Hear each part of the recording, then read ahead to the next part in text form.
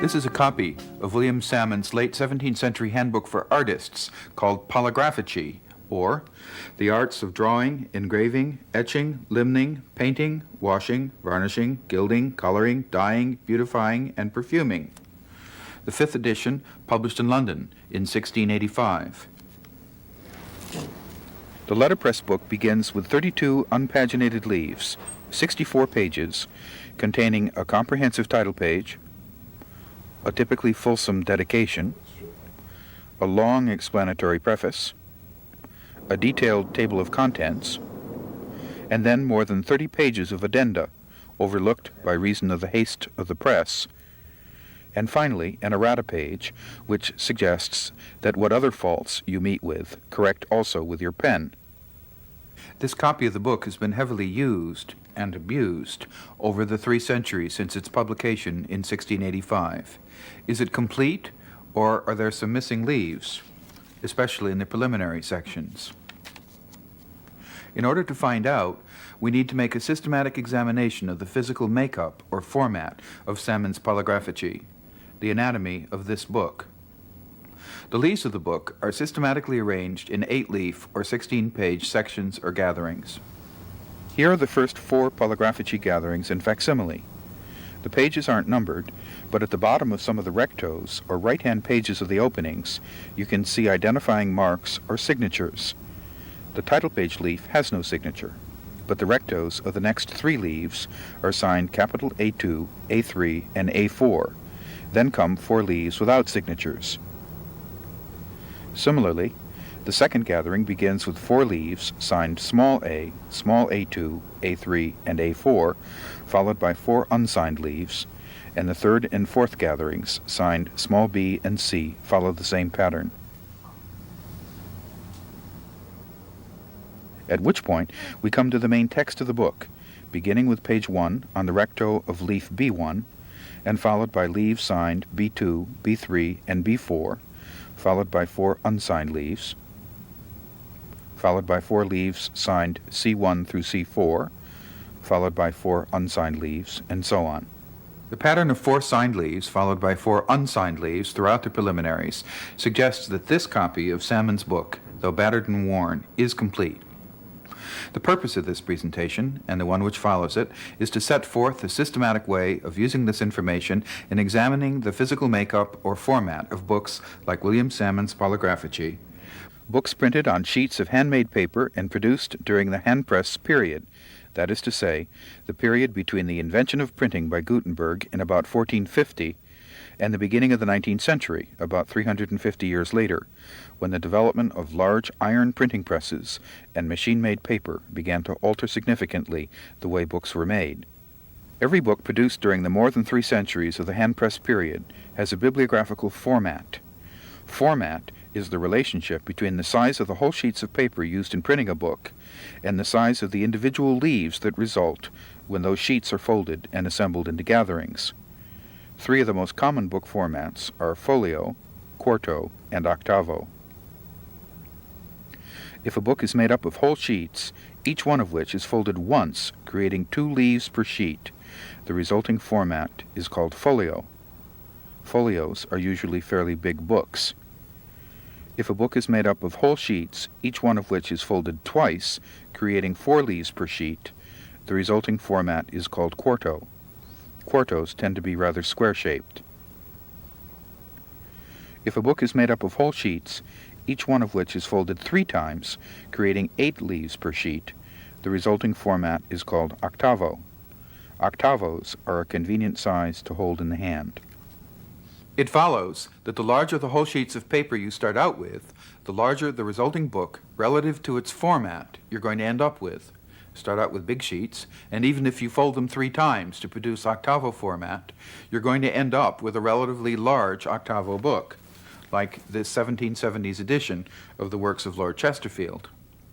Start out with little sheets, and even if you fold them only once to produce folio format, you're going to end up with a relatively small folio book, like this deteriorating collection of 18th century English statutes. This spaciously designed quarto edition of the works of Pope Benedict XIV is actually larger than the folio edition of English statutes, because though each of Benedict's quarto sheets has been folded twice to the Statutes folio sheets once, Benedict's printer began with much larger sheets of paper. We tend to use the word folio to mean any great big book, but if you start out with whole sheets of handmade paper, each the size of a postcard, then you're going to end up with a very small volume, even in folio.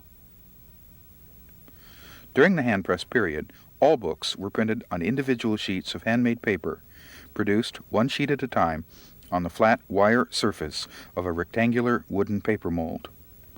Sheets of handmade paper correspond exactly in shape and size to the molds on which they were made. Sheets for printing usually ranged from about 12 by 15 inches in size to about 20 by 25 inches. Untrimmed sheets of handmade paper always have a ragged or feathery edge called a decal on all four sides. Decals are very handy for determining format. Unfortunately, in most books, they've been cut off.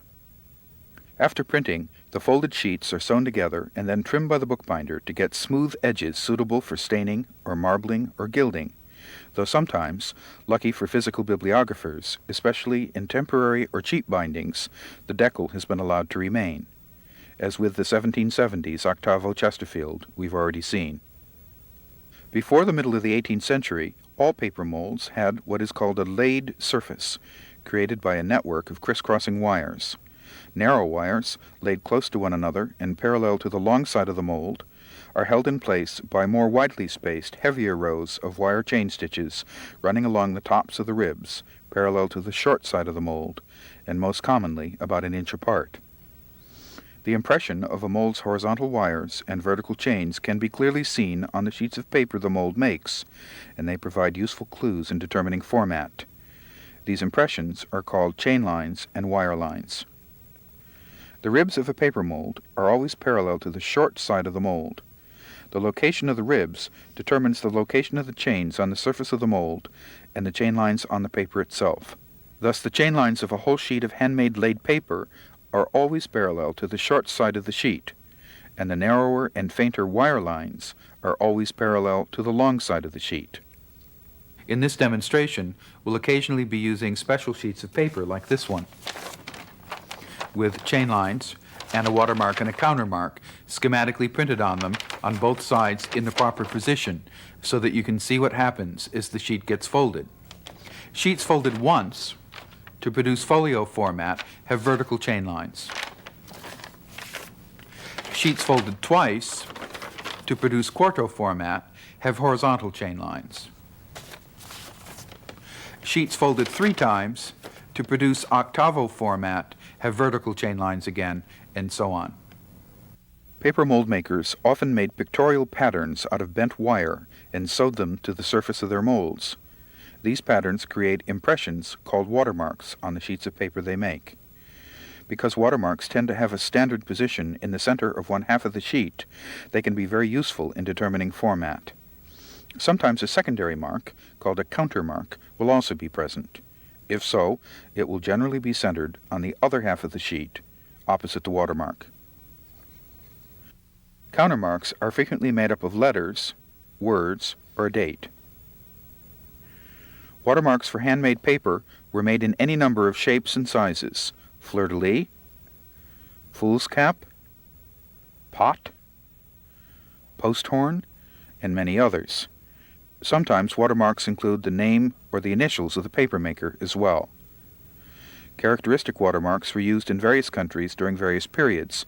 For example, the Britannia watermark is common on Dutch paper intended for the 18th century British market. Watermarks are found in somewhat more than half of the paper used for printing during the hand-press period.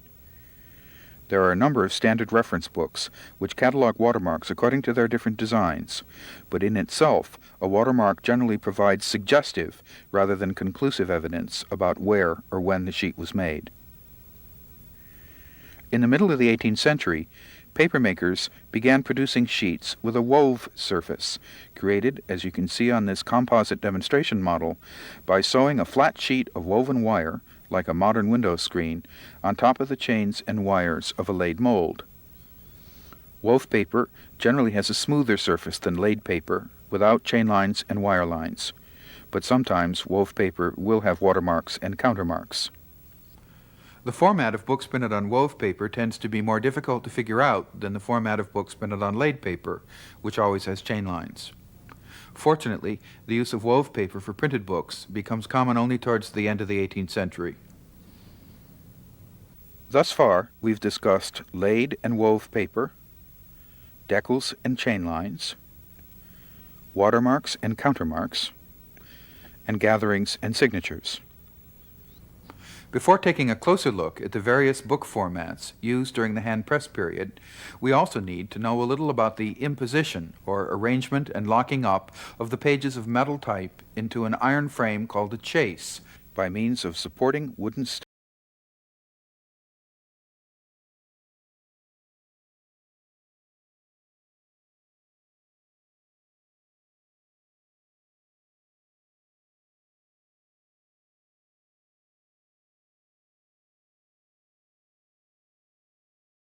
In quarto format, each form contains 4 pages. In octavo format, each form contains 8 pages, and so on. Now let's return to folio format and start folding some paper. A book in folio format consists of sheets folded back once, parallel to the short side of the sheet.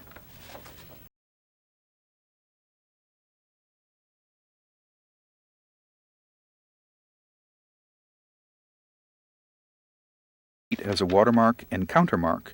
They will each appear in the middle of opposite leaves in random order. Most folios have gatherings made up of more than one sheet, with each sheet folded once and then nested, one inside the other in the right order, to produce gatherings of 4 leaves or 8 pages, or 6 leaves or 12 pages, and so on. This gathering does have 6 leaves or 12 pages, but it's still folio, because it's made from whole sheets, each of which was folded once to produce 2 leaves. Each leaf is half the size of the whole sheet, the chain lines are vertical, and the watermarks and countermarks are in the center of the leaves. Format, remember, is simply the relationship between the size of the whole sheet and the size of the individual leaf.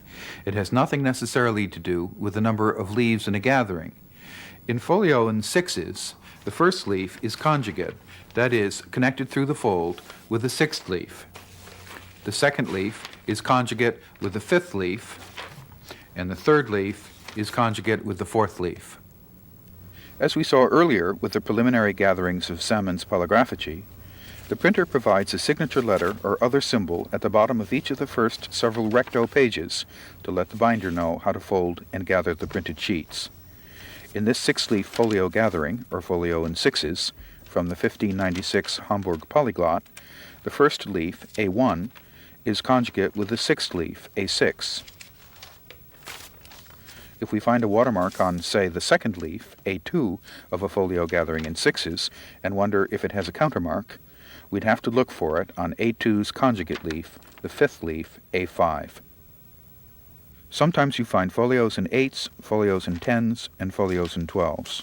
But folios whose gatherings are made up of more than 5 or 6 sheets are uncommon throughout most of the hand-press period. If a book in folio format is untrimmed, there will be a decal on all 3 outer edges of each leaf, and there can be no question at all about the format. Even if the book is trimmed and without decals, you can almost always determine folio format so long as the book is printed on laid paper. The chain lines will still be vertical, and the watermarks and countermarks will still be in the middle of the leaves.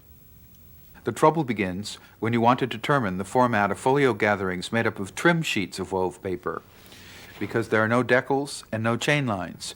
If there are no watermarks either, then you may have to guess at the format primarily from the general size and shape of the leaves. Now we'll turn to quarto format. A book in quarto format consists of leaves folded twice, the first time folded back parallel to the short side of the whole sheet, and then the second time folded back again, to produce a gathering each of whose leaves is 1/4 of the size of the whole sheet. In quarto books made with laid sheets, the chain lines will be horizontal. If the sheets have watermarks and countermarks, they will appear in the middle of the inner margins of the leaves, usually split by the gutter. Thus, in order to see the whole watermark in a quarto gathering, I have to look at 2 conjugate leaves, the first and fourth, or the second and third. Note that the horizontal chain lines of one quarto leaf go through the gutter and come out again on the other side. When the leaves of a quarto gathering are unopened, you have to be careful and do some cautious peeking to see into the gathering, because the unopened folds, called bolts, at the top edges of the leaves impede your progress. The majority of quarto gatherings are in 4s, but some quartos are in 8s, with gatherings made up of 2 sheets, each sheet folded twice as usual for quarto, and then nested in pairs to produce gatherings of 8 leaves or 16 pages. This gathering does have 8 leaves or 16 pages, but it's still quarto, because it's made of whole sheets, each of which was folded twice to produce 4 leaves. Each leaf is 1/4 the size of the whole sheet. The chain lines are horizontal, and the watermarks and countermarks are in the center of the inner margins. Format, remember, is simply the relationship between the size of the whole sheet and the size of the individual leaf. It has nothing necessarily to do with the number of leaves in a gathering. In a 2-sheet or 8-leaf quarto gathering, or quarto in 8s, the 1st and 8th leaves are conjugate, as are leaves 2 and 7, 3 and 6, and 4 and 5, just as with folio in 8s. Sometimes you find quarto gatherings in 6s, with each gathering made up of a full sheet plus half of another sheet. And sometimes you even find quarto gatherings in 2s, with each gathering made up of half of a sheet. But whether it's in 6s or in 2s, you know it's quarto, because the chain lines are horizontal, and the watermarks and countermarks are in the middle of the inner margin. If a quarto is both unopened and untrimmed, there will be bolts across the top edges and decals across the fore and tail edges, and there can be no question at all about the format. Each sheet has been folded twice. Even if the book is trimmed, you can almost always determine quarto format without trouble, so long as the book is printed on handmade laid paper.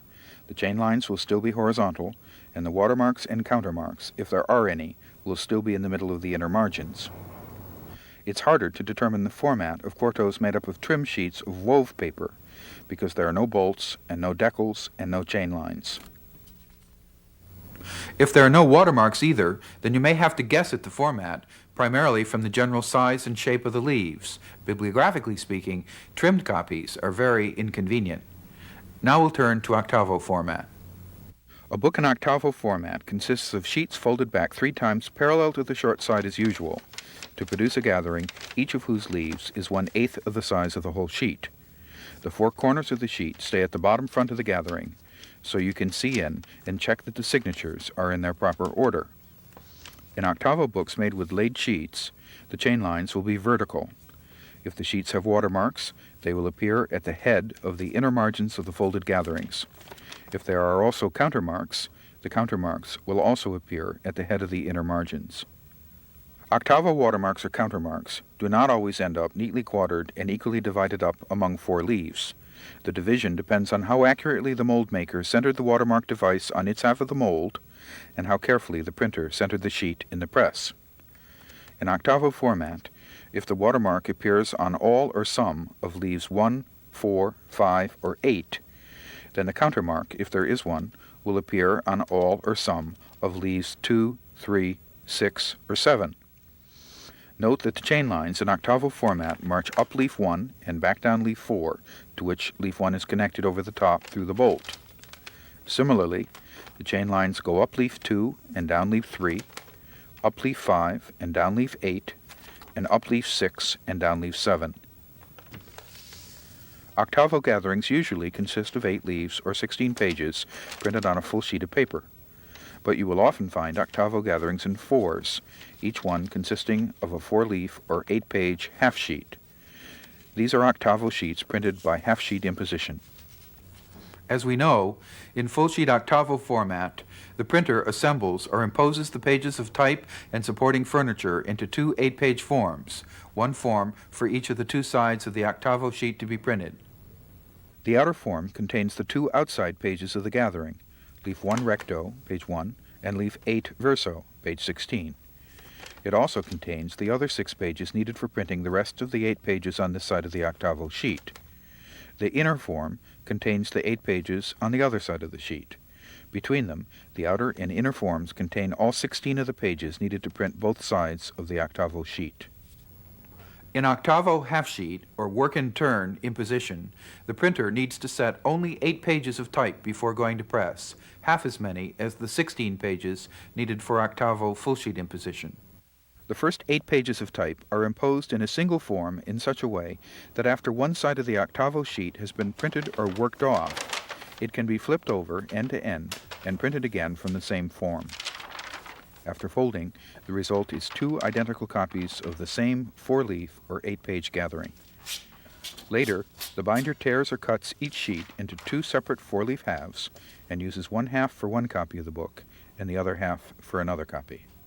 The chief advantage of half-sheet imposition is that you need less type, no matter what format you're using. The only one who suffers is the binder, who has twice as many gatherings to sew. There's rarely any difficulty in distinguishing octavo in 4s from quarto in 4s. 4-leaf octavo gatherings will have vertical chain lines and watermarks or countermarks at the head of the inner margins. 4-leaf quarto gatherings will have horizontal chain lines and watermarks or countermarks in the middle of the inner margins. Nor is it generally difficult to distinguish either octavo in 4s or quarto in 4s from folio in 4s, since folio in 4s will have vertical chain lines and watermarks or countermarks in the center of the leaves. It is harder to determine the format of octavos made of opened and trimmed sheets of wove paper because there are no bolts and no chain lines and no decals. If there are no watermarks either, then you may have to guess at the format of the octavo wove paper gatherings primarily from the general size and shape of the leaves. We've now covered 3 of the most common book formats: folio, quarto, and octavo. 3 down, 1 to go. The other common book format used during the hand-press period is duodecimo, or 12mo. A book in duodecimo format consists of paper folded so that each leaf is 1/12 the size of the whole sheet. Now there's no way you're going to get a duodecimo by folding a sheet in half, and then in half again, and then in half again, and then in half again, and so on. This will give you a folio, or a quarto, or an octavo, or a 16mo, or a 32mo, and so on, but not a duodecimo. The sheet of a gathering in duodecimo format is folded into thirds like a business letter, and also in half twice the other way, in order to divide it into 12 equal-sized leaves. There are 2 major duodecimo formats, about equally common in the 17th and 18th centuries. One is duodecimo by cutting, and the other is duodecimo by half-sheet imposition. First, duodecimo by cutting. A book in duodecimo format by cutting consists of printed sheets which are torn or cut into 2 unequal pieces, the smaller 1/3 part consisting of 4 leaves arranged side by side, and the larger 2/3 part consisting of the remaining 8 leaves.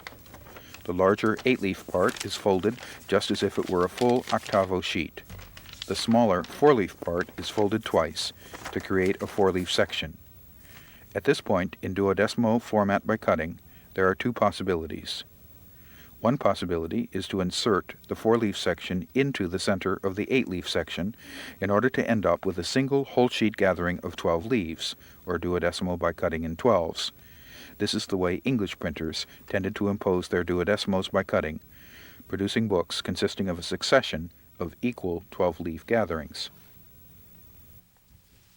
The other possibility is to keep the 8-leaf and the 4-leaf section separate, sewing them into place, one after the other, and ending up with duodecimo by cutting in 8s and 4s.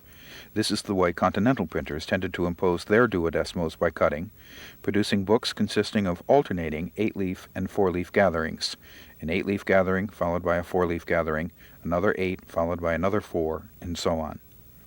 If the duodecimo sheets have a laid surface, the chain lines will be horizontal. If there are watermarks or countermarks, they will appear somewhere between the head and the middle of the 4 edges. These positions hold true not only for the 2 kinds of duodecimo formats by cutting, but also for the other major duodecimo format, duodecimo in half-sheet imposition.